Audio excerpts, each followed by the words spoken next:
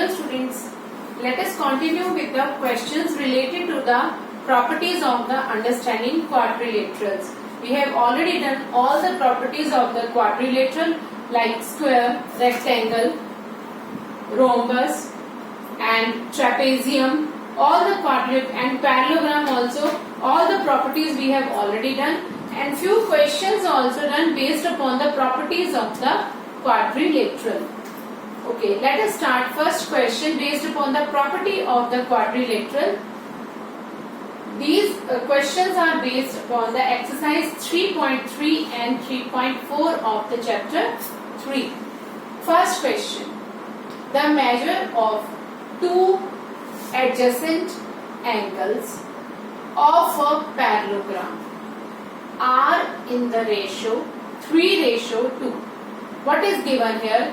The measure of two angles, that is the value of two angles of a parallelogram are in the ratio. The ratio of two angles which are in degrees is given only. The angles are not given, but the ratio of their measurement is given.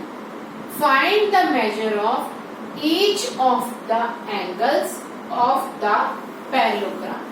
We have to find out the value of each angle of the parallelogram now.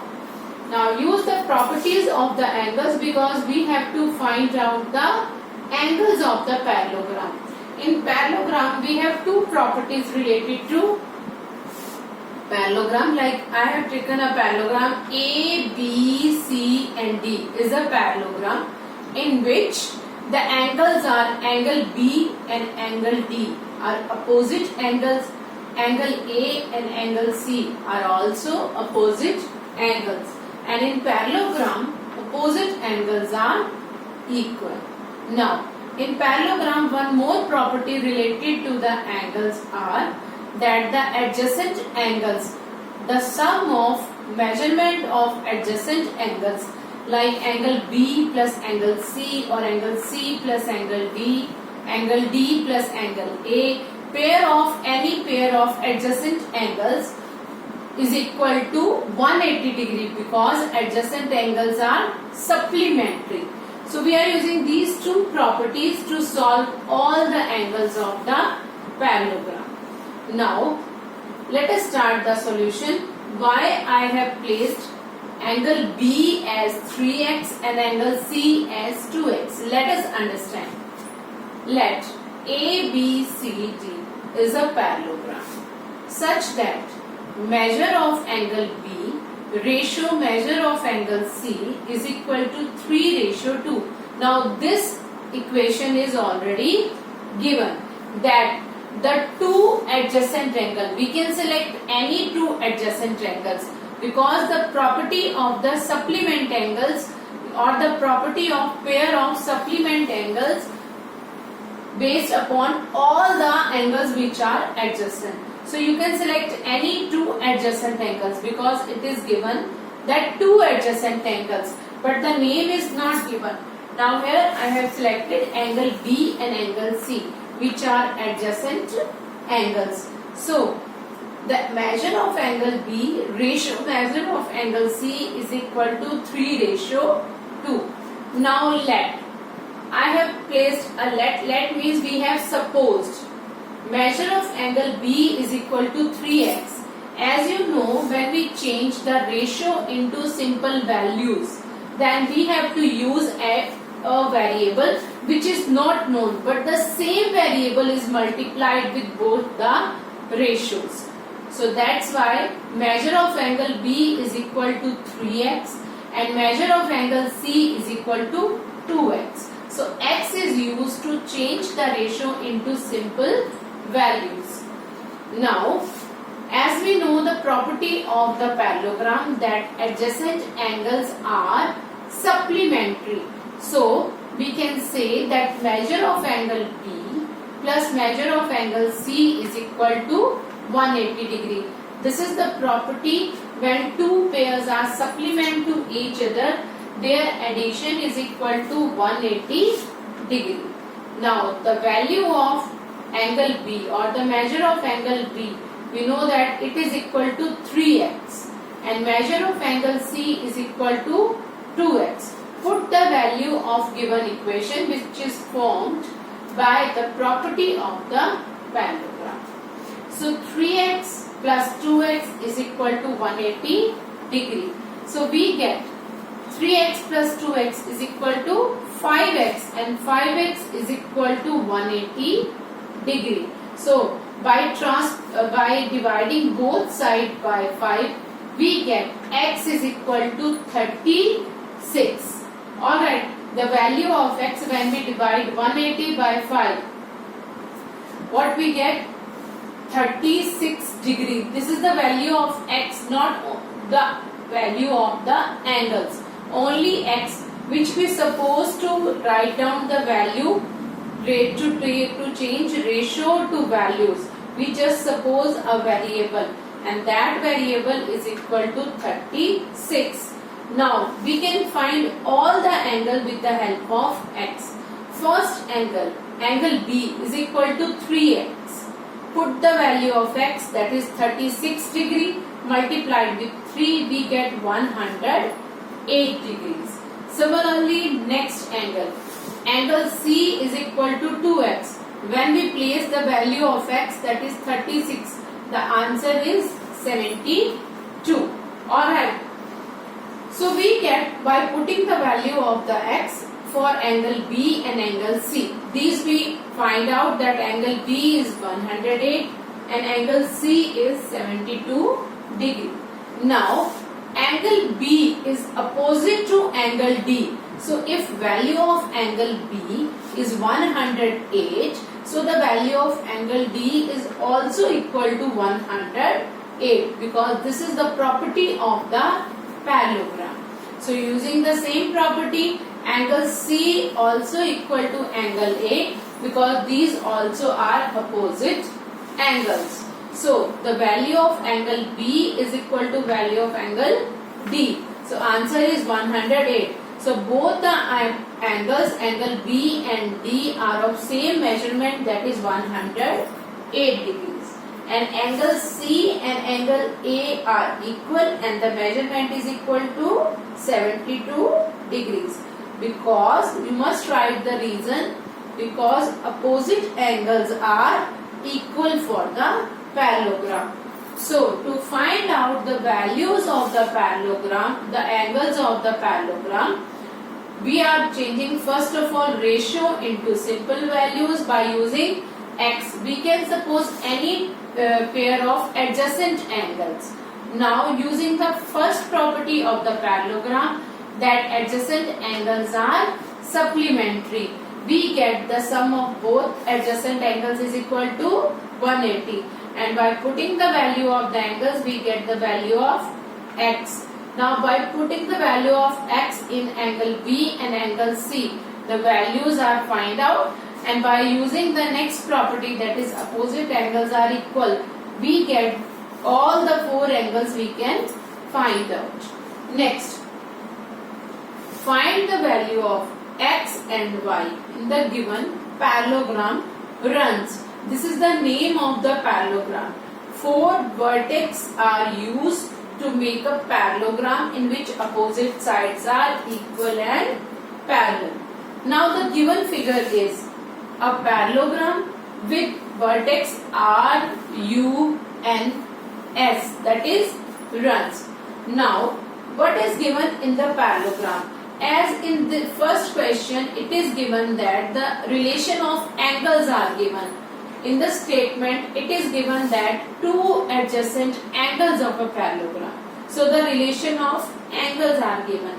Now in this case, in this diagram, actually the diagram is given in this question, and you have to find out the value of x and y. In the diagram, you must observe the diagram first.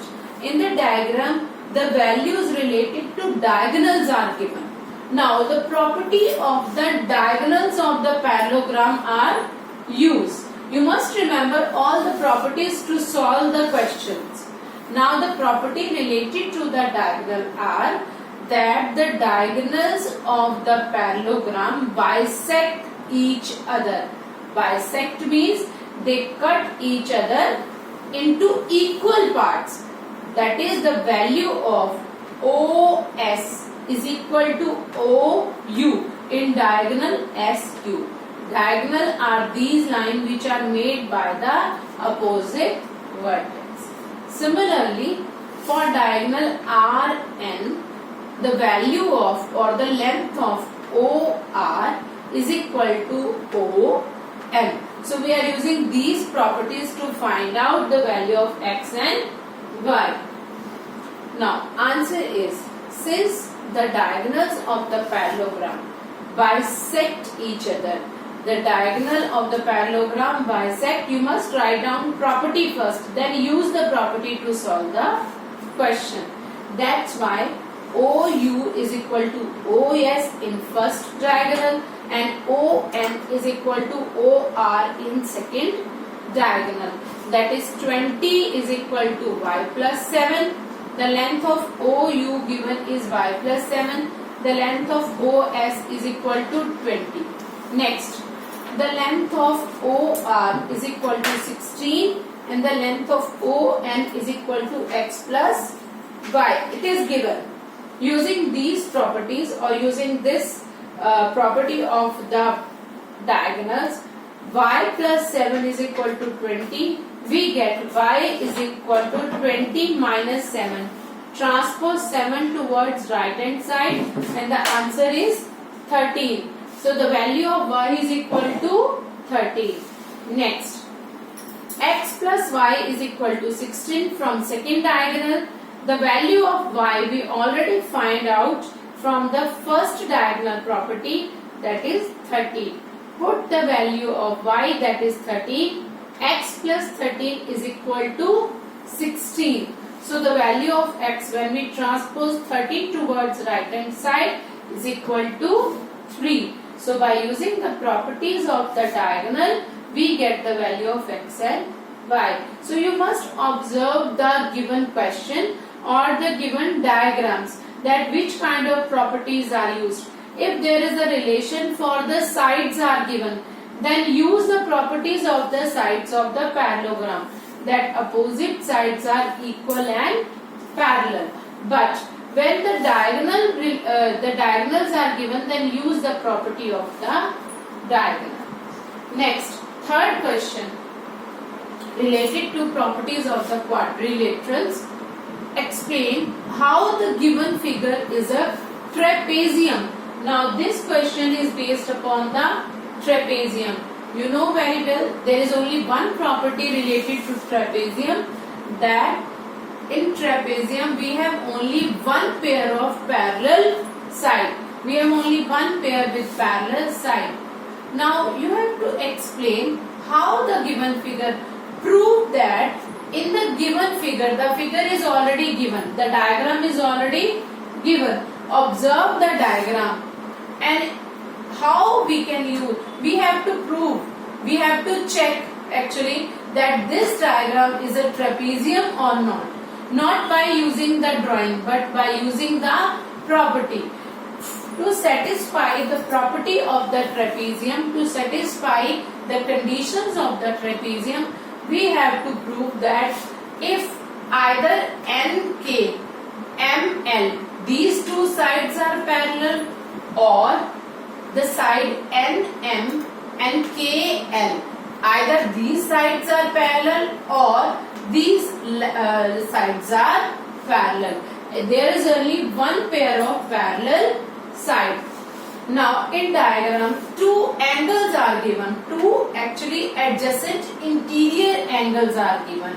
The angle M, that is the value of M is equal to 100 degree and the value of L is equal to 80 degree. These two angles are given. So using these two angles, let us check that the property of the parallel side we can prove or not. Now start with the answer. As L plus M, if we add these two adjacent angles, what we get? 100 plus 80 is equal to 180 degree. So by using these addition of two adjacent angles is equal to 180 degree.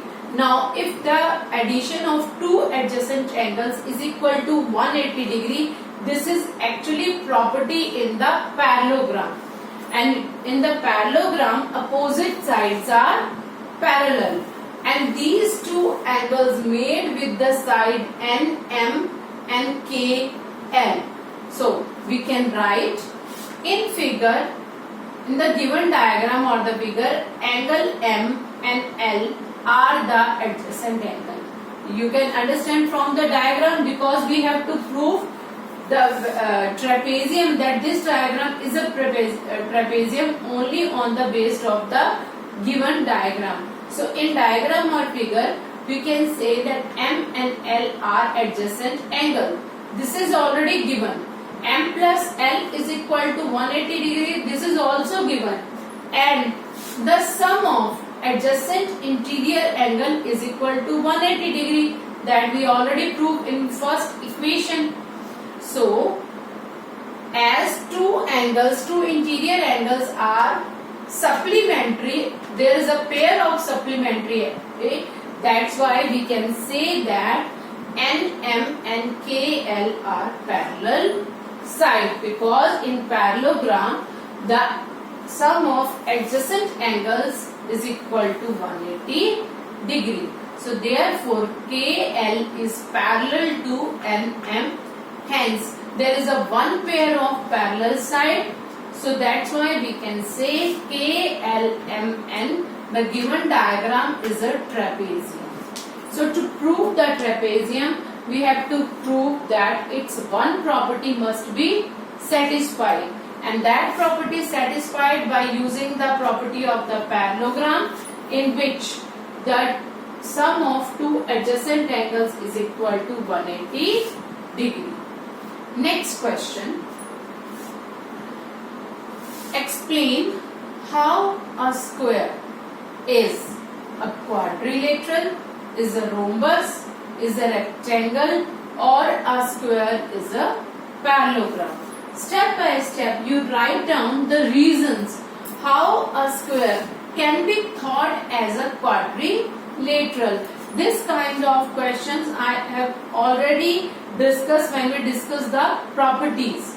Now again I have to discuss how you write the properties related to the two quadrilaterals.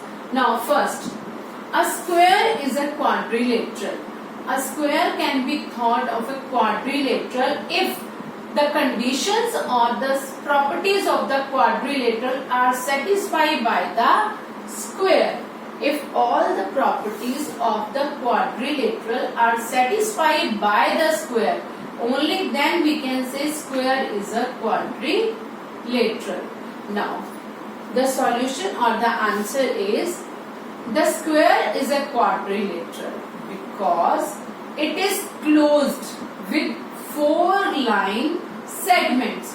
Now, what is the condition for a quadrilateral? Quadrilateral is a polygon with 4 sides.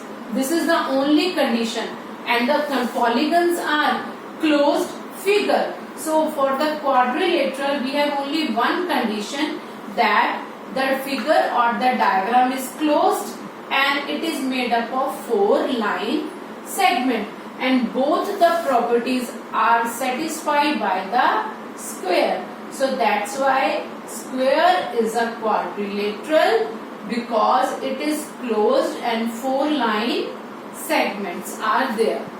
So a square is a quadrilateral because it satisfies both the properties of the quadrilateral. Similarly, how we can say a square is a rhombus? If a square satisfies all the properties of the rhombus, only then we can say that square is a rhombus. Now in rhombus, read these properties. Square is a rhombus because the reason is its all sides are equal. Now the conditions or the properties of the rhombus are, first property of the rhombus is its all sides are equal, and square satisfy its this property, that is property of the sides, that the all sides of the square are equal, and similarly all sides of the rhombus are equal. So for a square we can say it is a rhombus. One more condition must be satisfied, that is, and opposite sides are parallel. Opposite sides are parallel means the properties of the parallelogram also satisfy in rhombus, and that properties also satisfy in square. So square satisfy all the properties of the parallelogram, and the property of the rhombus, that is all sides are equal, because we know when we talk about the definition of the rhombus, we told that rhombus is a parallelogram with all equal sides. That is the definition of the rhombus, and that definition is satisfied by the square. Next, a square can be thought as rectangle. Yes, a square can be thought as rectangle because a square is a rectangle because its opposite sides are equal and has equal diagonals. The diagonals are equal only in rectangle, and diagonals are equal in square as well. And in rectangle, opposite sides are equal, and in square, all sides are equal. So square satisfy all the properties of the rectangle, that in square opposite sides are equal and the diagonals are also equal. So square can be thought as rectangle. Next, square can be thought as parallelogram because its opposite sides are equal, because the opposite sides of the square and the parallelogram are equal, and the opposite angles are equal. In square all angles are of 90 degree. So the property related to angles and the property related to sides are satisfied for parallelogram. So square can be thought as the parallelogram. Now students, you must complete your chapter 3, all the exercise maximum question we have discussed. If you have any problem, send me your queries.